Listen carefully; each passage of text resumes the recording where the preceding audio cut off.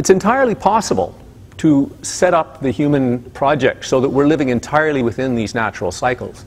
Indeed, nothing on Earth ever lived outside of them until maybe 300-400 years ago, when we started getting serious about mining and started drawing a lot of substance out of the Earth's crust that never were before involved in life. And we're more complex, but we have the capacity, like we solved the SO2 problem, we have the capacity of saying, okay, we live on this planet, what are its limitations, how do we make it work for the long-term future? A species like this should be here for 100 million years to come. And we will, but how much trauma we go through on the way depends on how soon we acknowledge our maturity. And part of the step towards that acknowledgement is what we call the question of direction. And you will have seen these little cards, you can put one at each place there before you came in, which is just the basic question. Now let's consider, perhaps the time for growing is past. Perhaps the time now is to deal with the material world in a more responsible way. And what we're trying to do by introducing that question is get the conversations going. Because change, whenever it's taken place in society, it doesn't start off by somebody legislating it. It starts off by people talking about it with other people. And, you know, in the case of the collapse of the Berlin Wall and the fall of the Soviet Union, or the end of apartheid, or even smoking indoors, there was a long period of people discussing and saying, this isn't right, it needs to be different. So we're trying to introduce the conversation. Let's talk about this. Let's consider the options here. Try to understand it, and eventually we'll come to the decision. And the legitimacy will shift. And how I understand legitimacy as its role in cultural evolution is that we want to be good. If you can imagine yourself going into the woods with a pack sack full of tools and the intent of staying there by yourself for 2 years, what are the chances of coming out in good health? And that's with tools that other people made and a knowledge of how to use them that you would have learned from your society. Even the words and the concepts that we think with, we got from our society. So a human being without a society is like a computer without an operating system.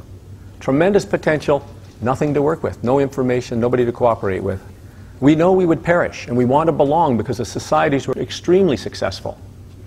So the cost of admission to a society is to subscribe to the value system of that society.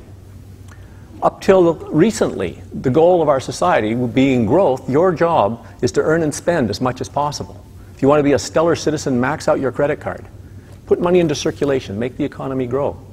But that time has ended. In the judgment of our grandchildren, we won't be judged on how much material we used in our lives. We'll be judged on how lightly we were able to live on the planet, how much fun we could have with life, and whether or not we dealt with the material world in a way that left them with the things that they needed to make their own lives. So I'm just going to wrap up. I don't suspect there's a lot of time for questions, but my wife and I will be around for a while afterwards. We have copies of Life, Money, and Illusion over at the table there. I'd like to tell people that I could talk for 20 hours, but for only $20 you could get the whole story. We take cash and credit cards and checks, and they make great presents if you know people who plan to spend the rest of their life in the years ahead and want to understand what we're actually challenged to do. So my wrap-up story is a story about my granddaughter. She's 3 years old now. She lives in Napanee with her mom and dad and her new 6-month-old brother.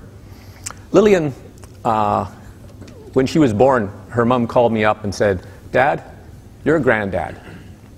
So I graduated that day. And I thought back to when her mom, Julia, was born. And, well, not born, but when she was 2 years old, and she wrapped her arms around my neck and she called me Daddy. And that was the first clue I'd had that I'd grown up.